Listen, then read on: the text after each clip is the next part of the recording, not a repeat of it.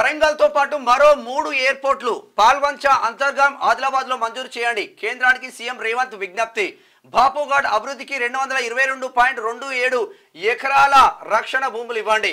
త్వరలో గాంధీ సరోవర్ ప్రాజెక్టు, శాంతి విగ్రహ, knowledge hub, meditation village ఏర్పాటు. రక్షణ మంత్రి రాజ్నాథ్ సింగ్ తో భేటీలో ముఖ్యమంత్రి వెల్లడి. వరంగల్ ఎయిర్పోర్ట్ భూసేకరణ కోసం ఏఏఐకి 205 కోట్లు ఇచ్చినాం. పాల్వంచలో భూ వివరాలు అందజేసినాం. అంతర్గాంలో 591 ఎకరాలు గుర్తించినాం. ఆదిలాబాద్ లో అదనపు భూమిని అప్పగిస్తాం.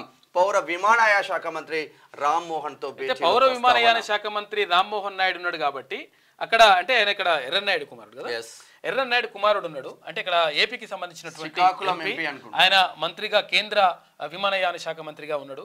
కాబట్టి ఇవన్నీ కూడా మాకు ఇక్కడ వరంగల్ ఒకటి సరిపోదు. వరంగల్తో పాటు ఇక్కడ ఆదిలాబాద్లో కానీ, తర్వాత ఇక్కడ అంతర్గావ్లో కానీ, ఇక్కడ 3 చోట్ల మరో 3 చోట్ల కూడా మాకు ఎయిర్పోర్ట్లు మంజూరు చేయాలి.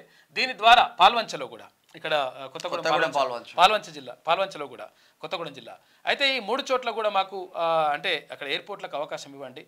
దీనికి సంబంధించి మేము భూసేకరణతో కూడా చేస్తూ ఉన్నాం. తర్వాత ఇక్కడ ఇది గాంధీ ఏంటి విగ్రహం ఏర్పాటుకు సంబంధించి దానికి 222 ఎకరాలు ఏదో అవసరం ఉంటుంది. దానికి సంబంధించి కూడా బాపుఘాట్కి సంబంధించి అక్కడ ఏదో రక్షణ శాఖ భూములు ఉన్నాయి, అంటే కేంద్రానికి సంబంధించినటువంటి భూములు ఉన్నాయి.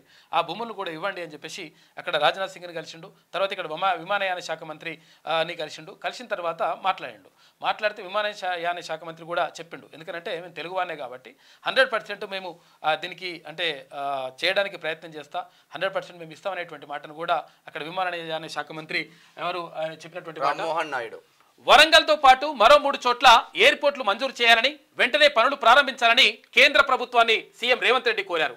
రాష్ట్ర ప్రభుత్వం నుంచి అన్ని రకాల చర్యలు చేపడుతున్నామని, కేంద్రం కూడా సహకరించాలని, అనుమతులు మంజూరు చేయాలని విజ్ఞప్తి చేశారు. హైదరాబాద్లోని బాపుఘాట్ను ప్రపంచ స్థాయిలో గాంధీ తాత్వికతను చాటే కేంద్రంగా తీర్చిదిద్దాలని తమ ప్రభుత్వం నిర్ణయించిందని ఆయన తెలిపారు. అక్కడ గాంధీ సరోవర్ ప్రాజెక్టును చేపట్టనున్నామని, బాపుఘాట్ అభివృద్ధి కోసం రక్షణ శాఖ పరిధిలోని 222.27 ఎకరాల భూమిని రాష్ట్ర ప్రభుత్వానికి బదిలీ చేయాలని కోరారు. ఇక ఢిల్లీ పర్యటనలో భాగంగా సీఎం రేవంత్ రెడ్డి మంగళవారం బిజీగా గడిపారు.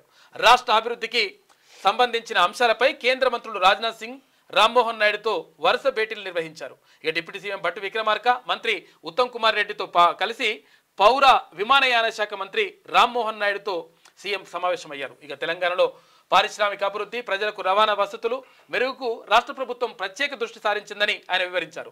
రాష్ట్రంలో 2వ అతిపెద్ద నగరమైనటువంటి వరంగల్లో ఎయిర్పోర్ట్ ఏర్పాటుకు అవసరమైన నో అబ్జెక్షన్ NOCను GMR నుంచి రాష్ట్ర ప్రభుత్వం పొందిందని చెప్పేసి చెప్పిండు. అంటే ఎందుకంటే 150 కిలోమీటర్ల లోపల ఎక్కడ కూడా మరొక ఎయిర్పోర్ట్ ఏర్పాటు చేసుకోకూడదు అనేటువంటి ఒక నిబంధన ఉండే. అయితే దానికి సంబంధించి GMR పర్మిషన్ ఇస్తేనే అట్లా అవకాశం ఉండే. కాబట్టి GMR నుంచి కూడా పర్మిషన్ పొందినాం. ఆ తర్వాత ఇప్పుడు వరంగల్లో ఎయిర్పోర్ట్ ఏర్పాటు చేసుకుంటున్నాం. మన పాల్వంచలో, తర్వాత అంతర్గావ్లో, ఇటు ఆదిలాబాద్లో మరో 3 చోట్ల కూడా ఇక్కడ ఎయిర్పోర్ట్కి అవకాశం కల్పించాలని చెప్పేసి కేంద్ర మంత్రిని కోరిండు నిన్న ముఖ్యమంత్రి. వరంగల్ ఎయిర్పోర్ట్ ను 100% పూర్తి చేస్తామంటున్నారు కేంద్ర మంత్రి రామ్మోహన్ నాయుడు. హామీ ఇచ్చిండ్రు. నిన్న కేంద్ర మంత్రి రామ్మోహన్ నాయుడు కలిసిన సీఎం రేవంత్, భట్టి, ఉత్తమ్ ఎంపీలు ఉన్నారు. ఇక్కడ కేంద్ర మంత్రి రాజ్నాథ్ సింగ్ ని కలిసిన పిక్చర్ మాత్రం చూడొచ్చు.